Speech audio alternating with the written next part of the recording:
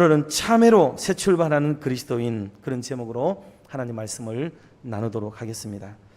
여러분, 우리가 성경을 더듬어 보면 좀 잘 알고 계시겠지만 다윗의 생애에 있어서 결코 잊을 수 없는 이름 두 가지가 있습니다. 그 하나의 이름이 뭐냐 하면 거인 골리앗, 그리고 아름다운 여인 밧세바. 이 두 사람의 이름이 다윗의 생애 앞에 그의 생애의 변곡점을 지나게 만드는 아주 중요한 이름이었다 볼 수가 있습니다. 하나의 이름은 원수요, 험악하기가 그지없는 포악한 그런 골리앗이었죠. 이스라엘을 아주 부끄럽게 만들었던 적장이었습니다. 그런데 놀랍게도 그 사람의 이름은 물론 다윗에게 영광을 가져오고 승리를 가져다 준 이름이 골리앗이에요. 다윗의 승리를 가져오는 이름 앞에 부끄러움을 가져온 이름이 누구였느냐 하면 바로 밧세바예요. 다윗의 영성이 떨어지게 되고 그를 죄 가운데 굴러가게 만들어버리고 그의 생애를 실패작으로 만들 우려가 매우 높았던 사건이 바로 밧세바 사건입니다. 그런데 다윗을 성경에서는 뭐라고 그러냐면 성군이라고 자꾸 얘기를 하는 거예요. 성군. 성군이라는 개념에서 쓸 때는 다윗의 생애에 놀랍게도 골리앗을 이긴 그 놀라운 영웅적 이름이 다윗을 성군으로 만든 게 아니에요. 오히려 밧세바 때문에 다윗은 성군의 삶을 살아가게 되고 그의 생애는 옷깃을 여미는 삶을 살게 되고 진짜 거룩을 추구하는 삶을 살아가게 되는 하나의 큰 전환점은 놀랍게도 밧세바 사건 이후에 일어나는 사건이라는 것을 우리가 잘 이해를 해야 되겠습니다.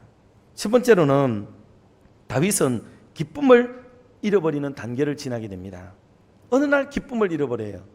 다윗은 참 행복하게 살았지요. 어릴 때부터 천진난만하게 자랐고 그리고 참 아버지의 사랑을 입고 물론 형들을 앞세우고 살았지만 그는 참 자유분방하게 그러나 믿음의 말씀을 따라서 잘 자라났어요. 소위 정품으로 자라게 됩니다. 참 멋진 인생이 되는 거예요. 그런데 이 다윗이 어느 날 간음죄를 저지르게 됩니다. 그리고 더한 아픔은 그 죄를 은폐하기 위해서 온갖 비열한 방법을 동원했다는 것이 더욱 부끄러운 일이에요. 하나님이 이 일을 기뻐하지 않으셨어요. 그는 나중에 전 성경과 시편을 통째적으로 보면 이때 다윗의 마음에는요, 하나님이 기뻐하지 않는다는 걸 그는 깨달았어요. 하나님이 기뻐하지 않으시니까 하나님의 표정만 보고 살던 다윗이 기뻐할 리가 없어요. 하나님을 사랑하는 마음이 있는데 내가 사랑하는 하나님이 즐거워하지 않으니까 자기에게도 근심이 된다고 말씀을 하기도 해요. 그러면서 이 자기의 죄에 대해서 고민하고 자기의 삶에 이런 기쁨을 잃어버리는 변화가 나타난다는 것을 확연하게 그런 느낄 수가 있게 되어집니다. 우리 10절 말씀 한번 볼까요? 하나님이여 내 속에 정한 마음을 창조하시고 내 안에 정직한 영을 새롭게 하소서. 아멘. 이 말의 반대 급부는 뭐예요? 지금 자기 속에 정직이 있었는데 죄 때문에 그 밧세바 때문에 음란한 죄를 지은 것이 그것도 큰 문제지만은 그 이후에 정직을 잃어버리고 남들에게 거짓스럽게 살아가야 되고 11절 말씀도 한번 보도록 하겠습니다. 11절 봅니다. 나를 주 앞에서 쫓아내지 마시며 주의 성령을 내게서 거두지 마소서. 아멘. 성령 떠나가면 끝장이라는 걸 이분은 이걸 알았어요. 다윗이 되었던 것은 수많은 시와 찬미와 이런 것들을 만들어내는 것인데 그게 다 성령에 취해서 했던 일들 아니겠습니까? 하나님의 성령이 떠나가 버리면 다윗에게는 뭐가 남냐고요? 아무것도 없는데, 그러니 주의 성령 내게서 떠나지 않기를 그는 간절히 바라는 이런 기도까지를 드리게 되었고, 아까 앞서 보아야 되겠지만 12절 말씀에도 보면 주의 구원의 즐거움을 내게 회복시켜 달라고 기도하고요, 그리고 자원하는 심령도 빼앗겨버렸어요. 이러니까 하나님 앞에 나와서 자원하는 마음으로 막 뭐를 하려고 해도 못하는 거죠. 왜? 죄가 있으면 부끄러워서 힘차게 하나님의 일에 드라이브를 못해요. 역동적으로 일을 못해요. 이게 안 되는 겁니다. 하려고 하면 부끄러워하고, 하려고 하면 자신감이 없고, 하려고 하면 나 같은 사람이 어떻게 이런 일을 하겠느냐고 하는 생각이 들어서 도무지 주님의 일에 봉사할 영역이 생겨나지 않는 거예요. 이게 참 안타까운 일이죠. 그러니 사는 성도 여러분, 혹시 여러분의 상태는 지금 어떤 상태에 있는지 한번 돌아보시면 좋겠어요.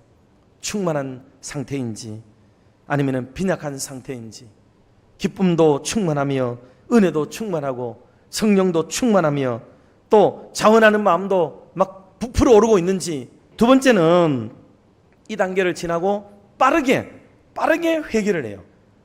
이게 다윗에게 정말 참 놀라운 일입니다. 다윗은 순식간에 이걸 느껴요. 순식간에 빠르게 회개에 들어갑니다. 보통 사람은 삐치잖아요. 길게 가잖아요.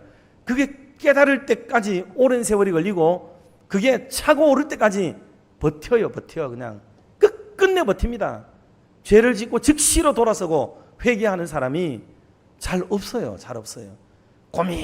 고민하다가 버티다가 숨기다가 마지막에 가서 안 될 때 그때 가가지고 뭐 털어놓고 이러는 경우는 혹 있지만, 순간적으로 이런 일이 잘못됐다 하고 재빠르게 거기를 빠져나와서 새 삶을 살려고 노력이 기울인 사람들은 많이 없어요. 이게. 근데 이걸 빠르게 하는 게 좋아요. 빠르게.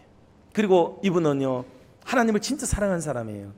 그래서 하나님을 사랑했는데 하나님의 마음에 슬픔이 드리우고 하나님의 마음에 상실이 오고 하나님이 내게 가지셨던 기대의 마음이 사라진다는 것을 그는 깨닫게 돼요. 그래서 여러분, 사랑하는 사람의 마음을 아프게 하면 참 마음이 아프잖아요. 그게 그렇잖아요.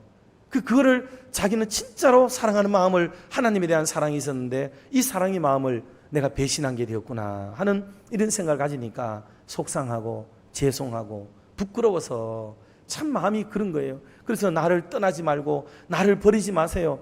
연인관계에 쓰는 표현을 쓰는 거예요. 연인관계에 쓰는 거. 그래서 어느 한 이성이 다른 이성을 배반하고 나면은 떠나가 버리잖아요. 그래서 제발 그런 일이 생기지 않도록 주의 성신도 떠나지 않고 주님도 나를 좀 떠나지 않도록 해주십시오라고 이렇게 기도하게 된 배경들은 뭐냐면, 사랑의 관계가 파괴될까 두려워하는 마음이 그 속에 꽉 차올랐다는 거예요.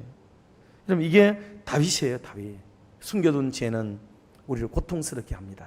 여러분, 하나님 앞에 혹은 사람과의 관계에 지은 죄가 있다면 여러분 그냥 깨끗이 털어버리세요.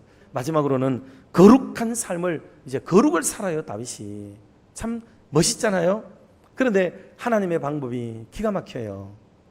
자, 밧세바의 이름은 그래서 너무나도 아름다운 이름이고, 다윗이 왕좌에 있으면서까지 부끄러움을 개의치 않고 이런 짓을 벌일 만큼 그 여인은 매혹적인 여인이었음이 분명한데, 그러나 자기에게 슬픔과 그리고 아픔을 가져다 준 사람이기도 하지요. 그런데 이 여인과 평생을 살아요.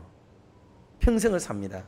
그리고 하나님이 이 여인에게서부터 누구를 주느냐 하면 아시는 대로 누가 태어나죠? 솔로몬이 태어나요. 솔로몬이 태어납니다. 그러니 다윗은 계속해서 솔로몬을 보고 왕위를 이어줄 아들이 여기서 태어나게 되고, 하나님의 역사는요, 이거는 우리가 이해하는 도덕적인 개념하고는 달라요. 이게. 그래서 다윗은 계속 밧세바를 볼 때마다 한편에서는 같이 살게 되는 게 기쁘지만은 한편에서는 늘 뜨끔하고 죄송스럽고 옷깃을 여미게 되는 마음으로 그런 인생을 살게 되는 이런 아픔을 한머리에서 가지게 되는 거죠. 그러니 다윗이 영웅의 시대를 지나고 죄악 가운데 뒹굴던 시대가 지나고, 그리고 하나님 앞에 성군으로서 거룩성을 추구하고 경건하게 그 남은 생을 쭉 살아가는 과정들을 우리가 보게 되는데, 다윗은 이후로 영웅스러운 임금님이 아니라 성군의 아름다운 기질을 가진 멋있는 사람으로 그의 생애가 바뀌어지는 것을 보게 됩니다. 그러므로 오늘 이후로부터 사랑하는 성도 여러분, 저와 여러분들의 남은 생애가 영웅적 이름을 쫓을 것인가, 아니면은 수치스러운 이름을 우리가 과감하게 수용하고 다시 하나님 앞에 거룩한 이름을 남기는 생애를 살 것인가를 잘 결단해서 참 참회하고 깊이 회개함으로 새로운 인생을 결단하고 출발하는 놀라운 은혜의 삶이 되기를 주님의 이름으로 축원합니다.